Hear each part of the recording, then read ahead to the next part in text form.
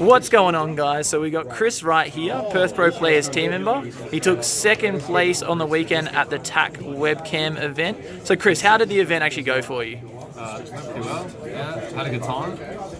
Went 5-1, which I was pretty happy with. Only lost to Sam Russell from the Sidemen. It was a good game, but yeah, you know, that's alright, I'll take that. I was pretty happy with it. Yeah, that's good. Alright, what do we actually play for this event? Vegeks. Vegeks. Yeah. So just the meal god.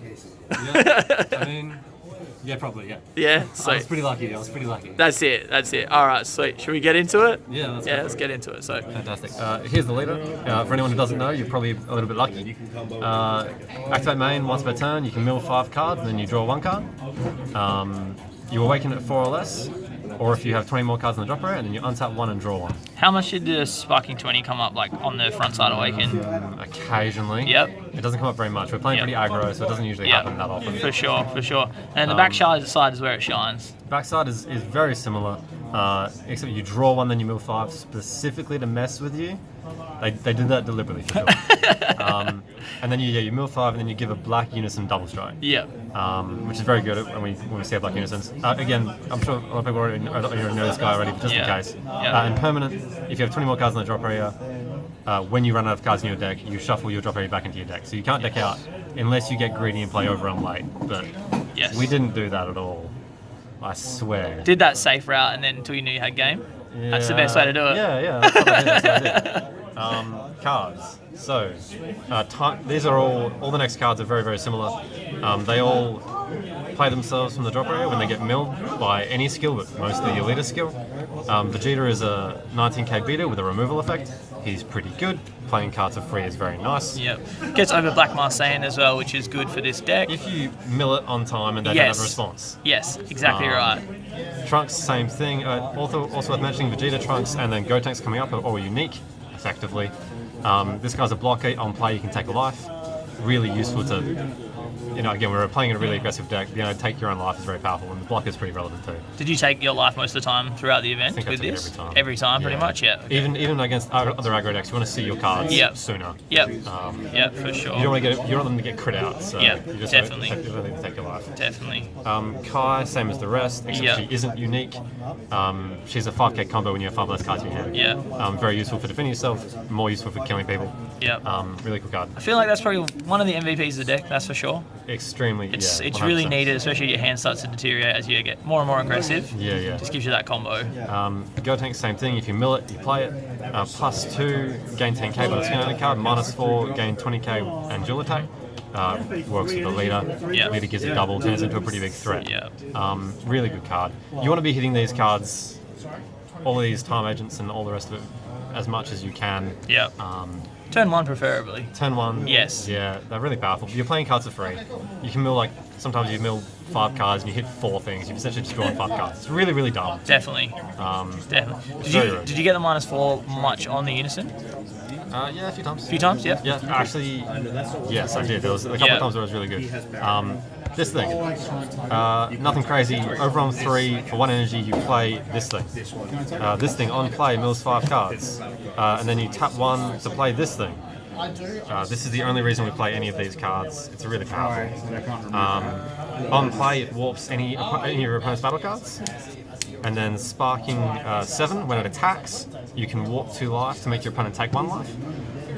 So I was playing this mainly to end games with, which is what it's obviously really good at. But especially in this, especially trying to kill people early, it actually came up more often than not as just an awakening tool. Being able to attack with it early and just get those 2 lives so you can flip over and push harder. But it works for both. And the removal is really relevant as well, getting rid of blockers, getting rid of opponents' chains, whatever. For sure. Really powerful card. Seeing this turn 1 or turn 2, you want to do that. Like, that's what you mulligan for. It's very important, that's for sure. Probably the main thing you mulligan for, to be honest. Early, so you're not filling up your drop too much and then getting rid of so many cards as well. Because you do want to have that Sparking 20 because it's more than likely that you will deck out. Yeah, I mean, you can sort of make decisions based on how much life you have. Yes, for sure. Dark Power, it's a very relevant effect against a lot of decks going around the auto second order we're talking about. When your opponent plays a battle card with 15,000 power or less using a non-keyword skill, they discard 2 cards. It's a lot of different decks. Yes. Very relevant. Very good in the mirror as well. Yeah, extremely good in the mirror. This plus Kai from earlier, plus a few more cards on deck can all get recurred with Powerburst, which is very relevant. Having like utility cards that you can get back when you mill them, and you're milling so many cards, you're going to see them there. It's really good. But also self-awaken, because we're trying to play aggro. Yes. Haru. It's a 15k double striker when you have Black Innocent in play, which is really good. It's not the best card in the world, but again, you get it back off Powerburst. It gives you relatively cheap aggro. It puts a body on the board they need to deal with, which can be a little bit more difficult for some decks. Did you find this card kind of hung around on the board quite a lot? I think a lot of people think it's 15k during their turn as well. I didn't play anyone who thought that, unfortunately. Okay, all right.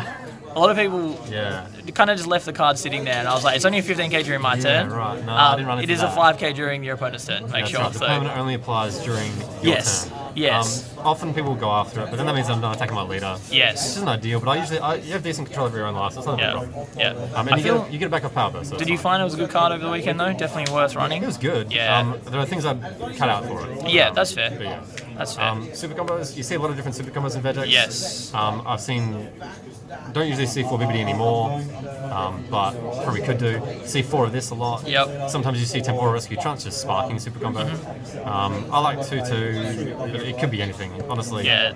I Do you want to talk about your reasoning as well? Yeah, For 2 Bibbidi rather than 4 Vegeta. I don't run 4 of this because I've had too many games where I'm stuck at more than 4 life, and this is a completely dead card. Yeah. But I want to be able to pressure, and I just can't. Yeah. And that's you going for game as well. Yeah, More than 4 life. Sometimes. Yeah. It comes up. Yeah. And Bibbidi is just the next best alternative in my mind. If you don't want to run 4 of this, the next best is Bibbidi. Yeah. Especially because we're playing Overwhelm. You're going to have Sparking 5 almost all the time. Yes. But not Yeah. all the time. And Bibbidi is to 15k. Yes. A 15k combo for free is insane in this deck. Yeah, like it's very good. For sure. See, I like. It could be anything, but this is what I went with. I was happy with it. Yep. Yep. We've got essentially 4 Champers, but I couldn't find four copies Fourth of Kai. Champer. Yeah. Yeah. So I just went with Kai's. 3 Kai. Yeah. Just to really trigger people, I've got 1 foil Yes. Kai, 2 non-foil Kais, Yeah. and a non-foil Champer. We're playing aggro. We don't have the big Vegeks chain in this, so we need a way to give our cards like game-ending potential, Yes. I suppose. Yeah, for so sure. we do really need to run like a bunch of these. Yeah. Yeah. Did you find you ever comboed Kai without giving double strike to anything? No. Never. Always gave double I strike. have not forgotten that yet, thankfully. Yeah. Yeah. Good. Did you ever do it like on purpose though, at all throughout the games? I don't believe so. No. Okay. I know it can come up sometimes. Yes. It never Yeah. happened to come up, but that's always an option.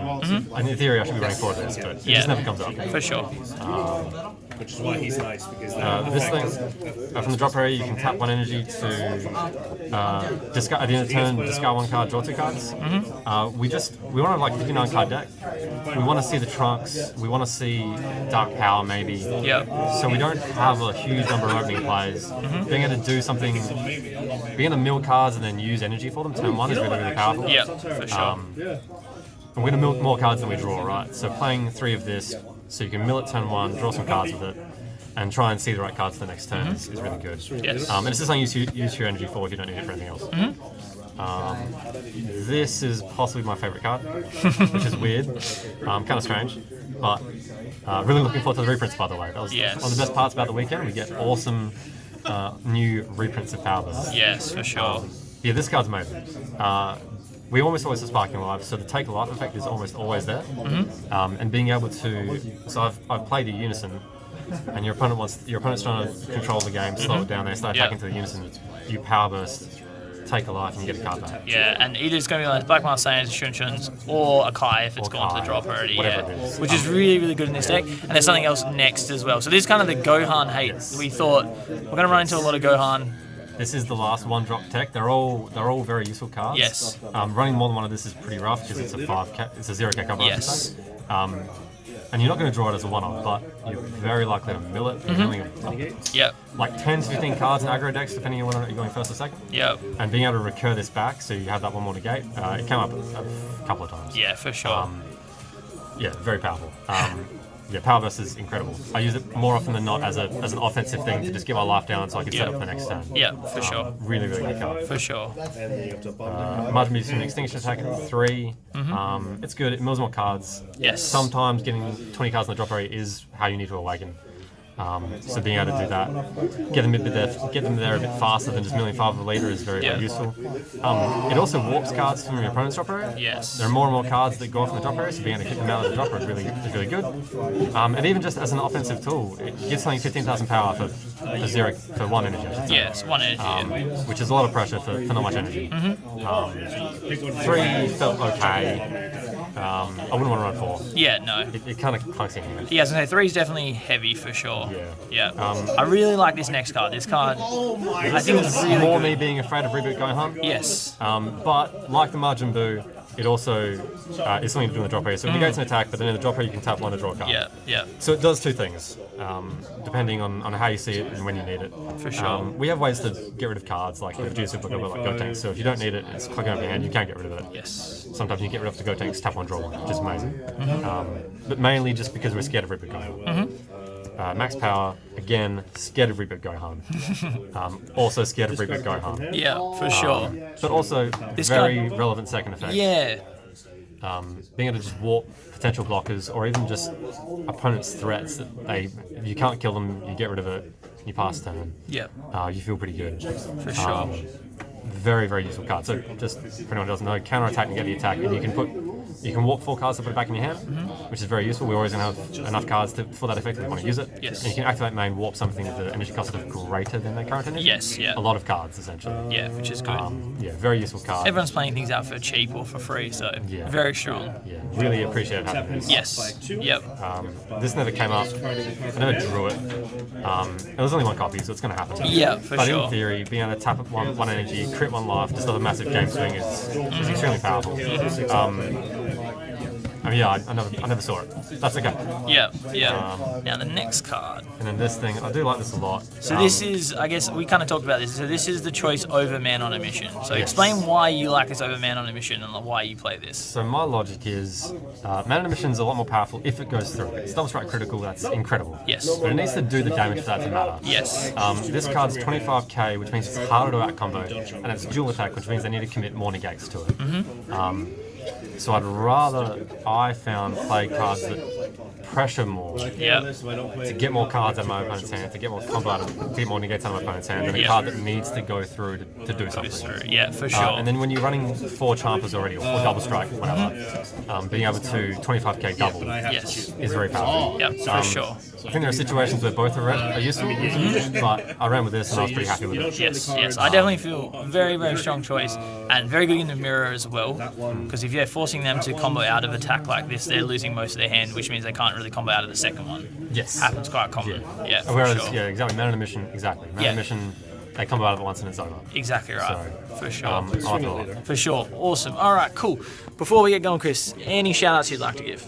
Yeah, shout outs first of all, Tri-Affinity Customs, linked below in the description. They made this very nice looking map that all the team has. It's great. And you know what, shout out to TAK Games for a great event over the weekend. For sure. Looking forward to the next one, looking forward to more to come. Awesome. All right, guys. Thank you very much, Chris, for the deck profile. Remember, if you guys like this content, please subscribe and also hit that bell to stay notified. And we'll see you in the next one.